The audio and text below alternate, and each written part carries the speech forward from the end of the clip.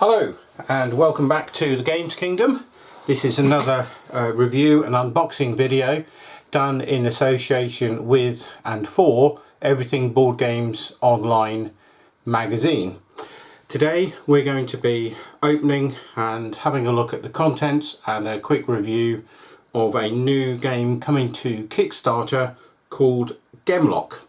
Demloc is a 2 to 4 player competitive skirmish figure game set in the imaginary city of Dämonenloch, and it's by Bonfire Games and designed by Alberto Ricossa and David Baccardo, with art by Germano Guerrero. In the game, each player takes on the role of a guild master whose role is to build their guild's riches and fame. So, developing over different missions, the game players will use characters to try and reach their objectives and thereby winning the game's stroke campaign. You will switch between game sessions where you will play against other players, and then also individual sessions where you will be planning and improving your guilds based on how you have done in those previous encounters. So as I say, you'll be playing a sort of set of missions and scenarios, and from there your guild will improve. You'll be able to make changes to that guild with different characters and adding things into them, not just characters but obviously things like weapons and other components that will become more prevalent the further you go into the games and the campaign system. Now, the game also uses an app, and this app will utilize, or you will utilize I should say, to keep track of your game progress, including each guild's progression as games are played, exploring and conquering different areas of the city, because as I said, the game is set within a particular city rather than a land, and it will assist players during their game missions. So the app is a tool and an aid to you for your guilds, rather than, as far as I am aware, an aid to sort of playing the game. Whereas in some games, the app, you will feed information into it during the game, and it will then tell you different things that will happen or could happen, and things for you to do or potentially do within the game. I believe that this app is more of a sort of helpful tool to keep all of your information and your guild progress, so that you've got that at your fingertips on an app rather than potentially doing it in the old-fashioned way of pen and paper. So you will get fame points at the end of each mission. So you will obviously play the game, and the goal of the game is to become the most influential and powerful player and guild within the city. So to do this, you will need to enlist help from the best of mercenaries available to you. You will have to equip them and utilize their unique abilities in those various missions, and at the end of each mission you will get fame points and gold coins, which are called feods, F-E-O-D-S. So you will then increase your fame of your guild, and by that you can expand it by enlisting even stronger mercenaries, as well as acquire properties, more powerful weapons, and even arcane codes, which I will show you bits and pieces of the items that come in this sort of starter box as we go along. And talking of the starter box, it contains the following, or certainly that is the plan to contain the following. You will get 12 basic mercenaries, which are 3 belligerents, 3 hunters, 3 sorcerers, and 3 miserables. You will get 28 unique mercenary cards, so you will be able to play those different mercenaries and enlist them into your guild. You will get 13 of the arcane code cards. There will be at least 80 weapons cards. There will be 1 code card itself. You will get 6 fighting dice, 2 enhanced dice, a 6-sided dice, 6 arcane dice, and 16 numbered movement tokens, and 13 mana counters. So, as I say, what we'll do, this is obviously the current box art. It is a game primarily for 2 to 4 players. The age range is set currently at 14 plus and plays within 60 to 90 minutes. So whilst we're here, what we'll do, we'll have a quick look at some of the figures that come or have come to me in this sort of preview copy. So we'll show a few of those off on camera. So we've got things like your sorcerers. So these are have all been, by the looks of things, these have all been 3D printed. I'm not the first person to get this copy. It has done a fair few miles before it got to me. So we also get what looks like some sort of assassin figure there. They're all very nice, and if these are the figures that you will get in the particular box, then they will be extremely nice. Quite sort of well detailed. So you've got your different figures here. You've got some armed with crossbows and some with axes, like so. As I say, quite well detailed, nicely done. We've got another different archer, more sort of a ranger looking figure there. And then we've got this sort of funny looking creature, but again a nicely sort of detailed figure, perhaps one of the monsters. And then we also get sort of wild dog stroke wolf figures. So that sort of generic figures is what we're getting. As I say, there's quite a few that have come in to me. There's quite a few duplicates. As I say, there's normally 12 going to come in your starter box, and there will be 4 lots of 3, and then obviously you can split that down potentially between a couple of players to get you started, and sort of start to build up your guild so that you can play through the game. So that's a quick look at some of the figures. What you will also get, or what certainly came in my box here, is some tiles for which you can play out some of the scenarios, and they are double-sided, so you can sort of mix and match these up depending on what the scenario stroke mission is. And as you can see there, they're all numbered, so B1, B10, B8, so it will probably tell you which ones to use, or you can potentially set up your own different missions using certain ones of these tiles to make up areas of the city, and also obviously internal rooms and buildings. And as I mentioned earlier, there's quite a few dice in the game, so we've got specific dice here for you to use in different situations throughout the game with various symbols on, and they're all explained obviously within the rule book, so you get a nice sort of array of dice. And then we come on to some of the cards. So these are the arcane cards.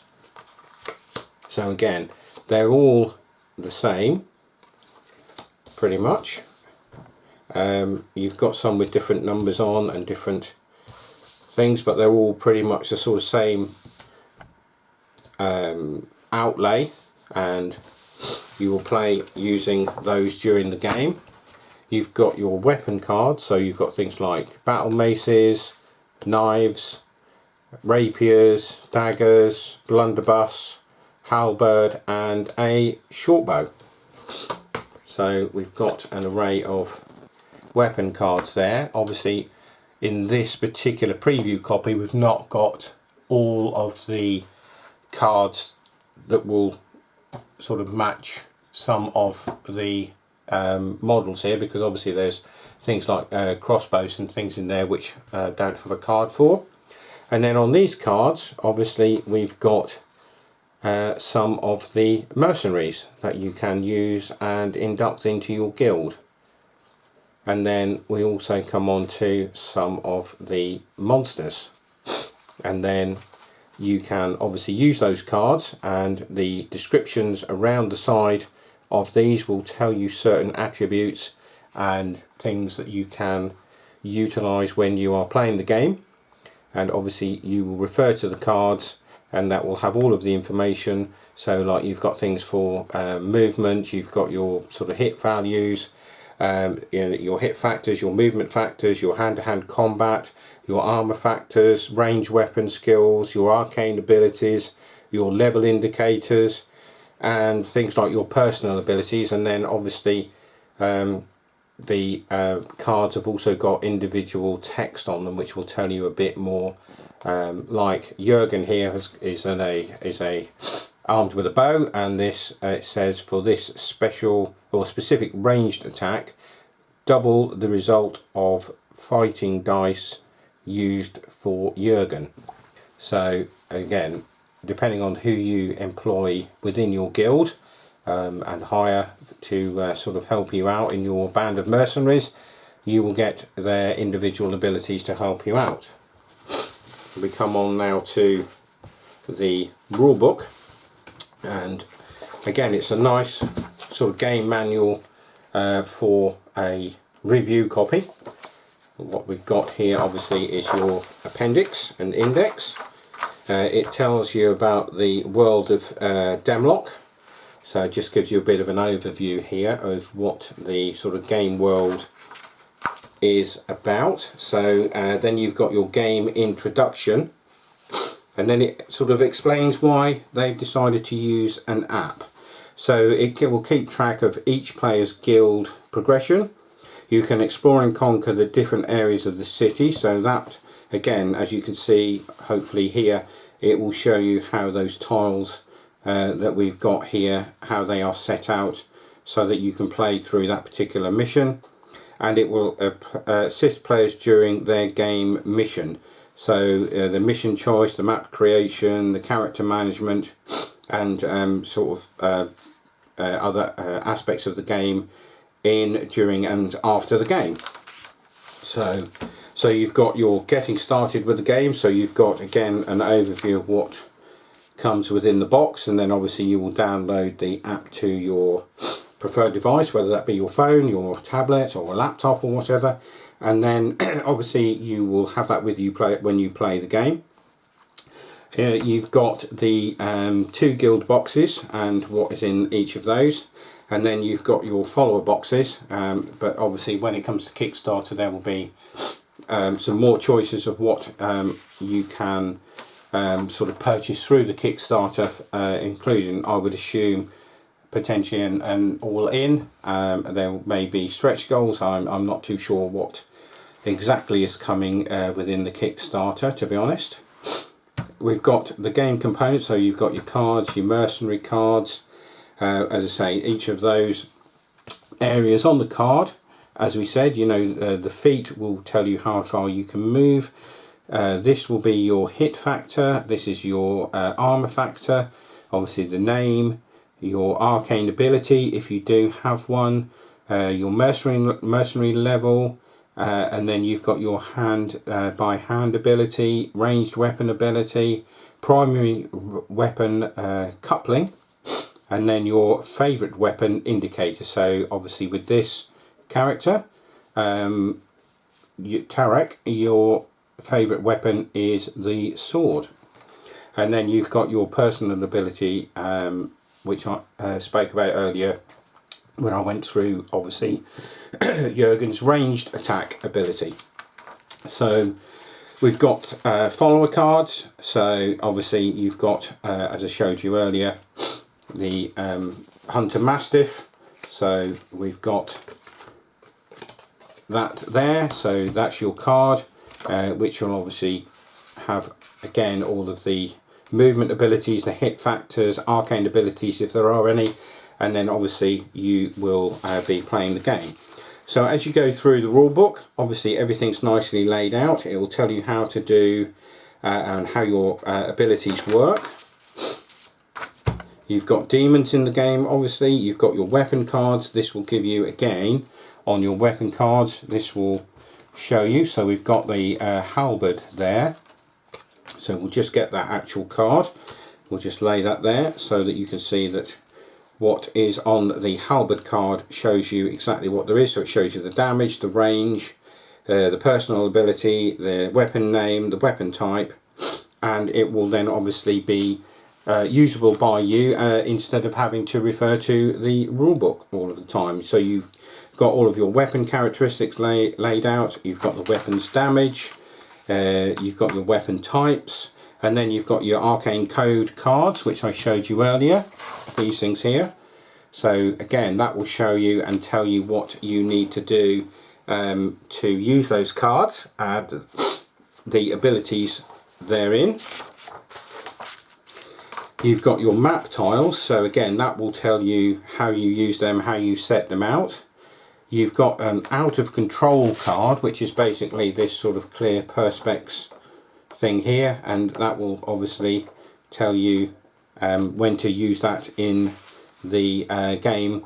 So it will be used to determine the direction in which all out of control effects develop. So basically you will put that over a figure, and then obviously you will roll the 8-sided dice, and it will tell you where you will end up. Then obviously it will tell you about the tokens, and we have the tokens in a nice neat little bag here, and we've got some of those sort of just put on some nice little discs, so that will tell you your movement tokens. You've got your relic tokens, and you've got your mana counters, which are represented by these cubes. So as you play through the game and you utilize these, obviously they will be out on the board and potentially on your card, so that will sort of help you track what's happening. It obviously tells you how to use the game and the app in the rulebook, and it will tell you individual game on the app, how to use that. So it says also using both the board game and the app together. You've got your collective game, you've got your phase mission developments, and then you've got using the app during a mission. So that again, the book goes through everything that you will need to sort of take into consideration when you are using the app and sort of playing the game. Obviously we'll get into the board game itself. You've got your first player playing, the basic rules, example of a game turn. So the book will tell you what happens in a example game turn, so that you can grasp what and how the game plays, and obviously whether the game will be for you. So then you've got your strategic phase, your free movement sub phase, and then obviously you've got details. It will tell you about terrain types, about movement tokens, and then you'll go on to things like evasive movement, details about the ability tests, details about collecting and depositing objects, details about characters' escapes, and then obviously you've got your shooting phase. And again, it will give you in the book when it's all complete, because obviously these are all sort of in development still. These might not be the final things that you will get or will see on the Kickstarter page, but this gives you an idea and an overview of what you're going to get within the rulebook. So again, this will give you an outline of how to do the shooting phase. It will give you a table of shot to hit modifiers in the ranged attack subphase, and a table of ranged attack effects. So depending on how you hit and what you hit, then you will obviously have different effects from that attack. You can summon demons within the game, because obviously, you know, they are based within the game itself. And you've obviously got a brawl phase, and you've got your engaging movement sub phase, and hand-to-hand attack subphase, and then you've got some tables again of bonus stroke penalty phase attack hand-to-hand, and then you've got the table of hand-to-hand fight effects. So again, depending on what happens, it will then tell you what effects there are. And then you've got your personal weapon features. So that's a quick flick through the game manual itself. As I say, it's quite a nicely laid out book with some nice examples, full colour, which is also good because it will highlight some of those tiles that I showed you earlier that you will get potentially when you purchase whichever sort of box or boxes that you want to go for. You will also get a Demloc app book, so this will give you more information about what is available, how the app works, what the app will do for you, what you could try, guild headquarters, you've got your dormitory, so you've got your armory, you've got your arcane library.